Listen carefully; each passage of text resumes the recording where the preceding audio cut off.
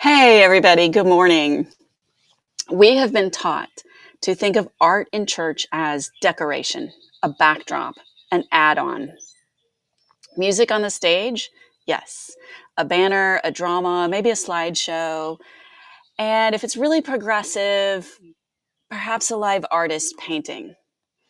But thread, wood, silence? We see art on the walls and music and stage, and I'm wondering if that's really a misunderstanding of worship itself. Hey friends, welcome to Field Notes from the Gravel Road. I am Michelle Hill, and each Saturday I meet you here, porch side, for a set apart moment at the intersection of faith, creativity, and becoming. It's not a tutorial, it's not a productivity hack. We're just taking a pause, a moment to realign. And wherever you're joining from, I am so glad you're here. Hey, Brenda, welcome. We're in week 5 of a series shaped by the Grace in the Gravel Road Manifesto, a set of truths that are rooted in what we understand and believe about faith and creativity. We've talked about creativity as formation and not performance. We've talked about co-creation with God, about creativity as a birthright and not as a specialty or extra. And last week we talked about creativity as a path to human flourishing. Today we turn toward the church and the ways that the Spirit may be moving that we have failed to see. I grew up in a small town Methodist church, and what I remember most about the services were not the sermons, it wasn't the processional, it wasn't even the community or communion. It was the silence. Each week there was a moment of stillness, a pause tucked into the rhythm of the service, and that's where I remember meeting with God. And there was one other place, and it was in the doxology. I met God in that little church with red cushioned pews through silence and through song. Two small, perhaps overlooked moments, but they shaped my understanding early about what worship really is. It's not spectacle, it's not performance, it's presence and response. We've inherited a model that privileges performance. Art supports preaching, music that fits the worship set, aesthetic choices that serve the message. And those are all good. They absolutely matter, but they are not the only ways that the Spirit moves. Spirit of God is not confined to a mic or a chord progression. He can move in pigment, in metaphor, in thread, in texture, and even in silence. Exodus 35 tells of artisans filled with the Spirit, not to preach or to lead worship, but to weave, engrave, and craft beauty for God's dwelling. These were Spirit-filled creatives. They were actually the first people in the Old Testament to be filled with the Spirit. Their call was not to performance, it was making. So let's pause for a moment. I'm going to read you Exodus 35, 30 through 35. It says then, and there's a lot of names in here, so I might mess them up. Then Moses said to Israelites, see, the Lord has chosen Bezalel, son of Uri, the son of Hur, of the tribe of Judah. And he has filled him with the Spirit of God, with wisdom, with understanding, with knowledge, and with all kinds of skills, to make artistic designs for work in gold, silver, and bronze, to cut and set stones, to work in wood, and engage in all kinds of artistic crafts. And he has given both him and Aholiab, son of Ahisamach, of the tribe of Dan, the ability to teach others. He has filled them with the skills to do all kinds of work as engravers, designers, embroiderers in blue, purple, and scarlet yarn, and fine linen, and weavers, all of them skilled workers and designers. Okay, I made it through that, getting all the names okay, and messing up words like mess. Ridiculous. These were temple builders, these people. God didn't just hand down instructions. He anointed artists to interpret those instructions into tangible form. And it wasn't just Bezalel. Others were gifted and taught to join the work. I will say, I love that they were skilled and gifted in a wide variety of arts. They could and did do all the things. And designers and embroiderers and weavers were mentioned. I love that. In 1 Corinthians 12, we're told that the Spirit gives different gifts for the common good. Some teach, some lead, some heal, and some create. But how often does the church actually make space for those creative gifts? Not as marketing, not as media, but as sacred expression. When we limit creativity to the stage, we unintentionally silence people like the introverted maker whose art heals trauma, the visual thinker who hears God through collage, the elderly woman who quilts prayers into every stitch, the child drawing visions that they don't yet have language for. We end up with a church full of people who feel the call to create, but are doing it quietly, off to the side, convinced that it doesn't count as spiritual activity, as devotion, as worthy. And when those gifts don't find welcome inside the church, we take them elsewhere, to galleries, to craft fairs, to gift giving, all still sacred, still spirit-led, but disconnected from the Christian community. What if church became the place where those gifts were most at home? 1 Samuel 16:7 says, "People look at the outward appearance, but the Lord looks at the heart."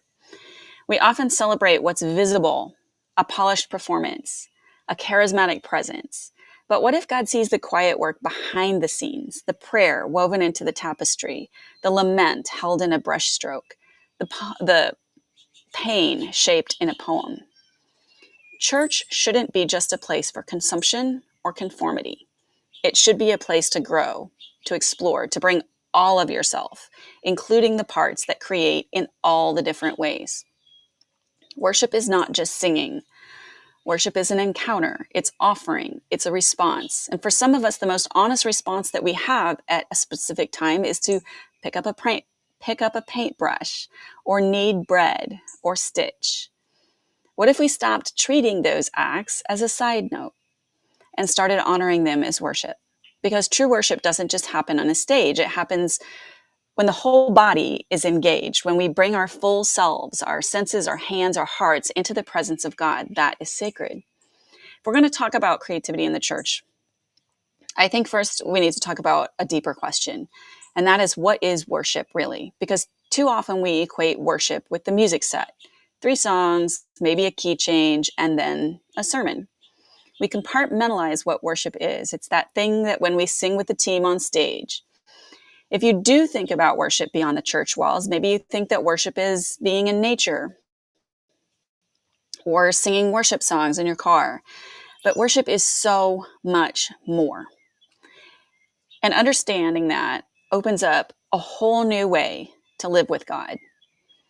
First, worship is response, not performance, not perfection. It begins with God and His presence, His goodness, His mercy, and then it moves through us as a response.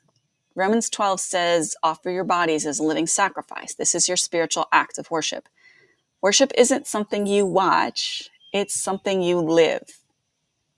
Worship actually comes from a word that it was worthship.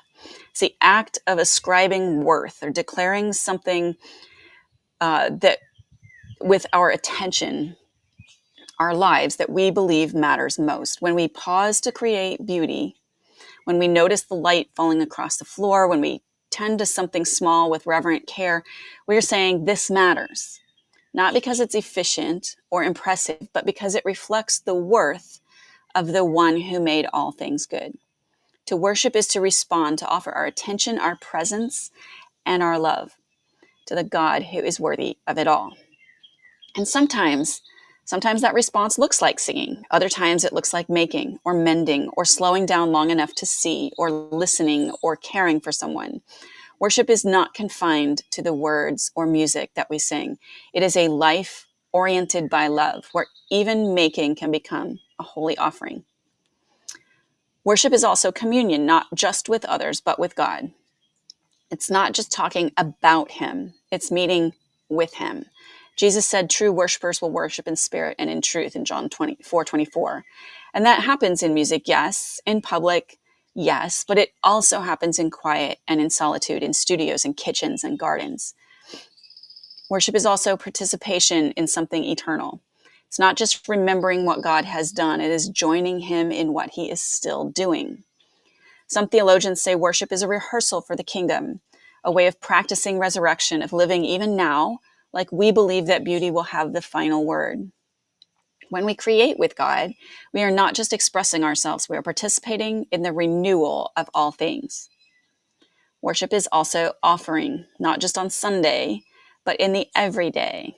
Hebrews 13 reminds us Let us continually offer a sacrifice of praise and do not forget to do good and share with others. That means your creativity doesn't have to be public to be worship. It just has to be offered. When you create with love, with surrender and attention, even if it's small, even if it's private, God receives it. It's worship. And finally, worship is loving God with your whole self, heart, mind, soul, strength, words and silence, thought and imagination, hands and thread. We'll talk about this more next week, but that kind of worship doesn't stay on a stage. It spills into your living room, your sketchbook, your garden, your journal, your everyday, ordinary life.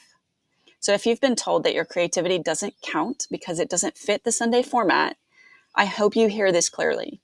Your creative response to God, however quiet, however strange, however slow, is worship. 1 Corinthians 12, 4-7 reminds us that there are different kinds of gifts, but the same Spirit distributes them. Now to each one, the manifestation of the Spirit is given for the common good. The Spirit doesn't just give gifts to leaders or to singers or to those with platforms. He gives gifts to everyone. The quiet ones, the quirky ones, the ones whose worship is slow or tactile or unnoticed. And those gifts are meant for the common good, which means the church needs them, not just to decorate, but to disciple, to shape imagination, and to embody truth. What if our sanctuaries made space for silence and not just sermons, for process and not just production, for listening with our hands and not just our ears? What if our theology of creativity included a pottery wheel in the fellowship hall, or a journaling corner during worship, or a mural painting during Advent, a stitching circle that meets during Lent? Not gimmicks, not programs, but pathways. Ways for people to encounter God in the language that they speak best, whether that's rhythm or resin or poetry. Not everyone connects through words, and that's okay, because God is fluent in color, in form, and in texture. He made all of these things. So here's what I want to leave you with today. The church has performers, and please don't misunderstand me. I am not in any way arguing against using gifts like music during worship services. They are already centered gifts and acceptable offerings. But the church needs more makers, people who aren't afraid to create outside of the spotlight, who trust that the Spirit moves through pigment and thread just as powerfully as he moves through a song. You don't need a stage, you don't need permission, you just need to begin. Because when you create with God, you are not just making art, you are making space for truth, for presence, for communion, and that's worship. As you move into the week ahead, here's a few questions to consider. Where have you been limiting creativity to performance or platform? What creative expressions have you dismissed as, quote, not spiritual enough? And how might God be inviting me to make space in my own life or in community for Spirit-led creativity outside of the spotlight? So if this reflection felt like something that you want more of, you might enjoy Grace Notes. It's an email I send each Sunday with thoughts about the creative life, and you can sign up through the link in the description below or head over to the website at graceandthegravelroad.com. And of course, I will be right here again next Saturday on the patio if you would like to come on back. I would love to have you. Until then, whatever your May journey will take you this week, may grace meet you there. Awesome. Brenda. Okay, I'm going to hold on a second. Let me get this so I can actually read it. My eyes, I'm looking directly into the summer sun. Sometimes I can feel my worship in meditation. But all the worship is not heard by my ears. No. The same worship is also interesting.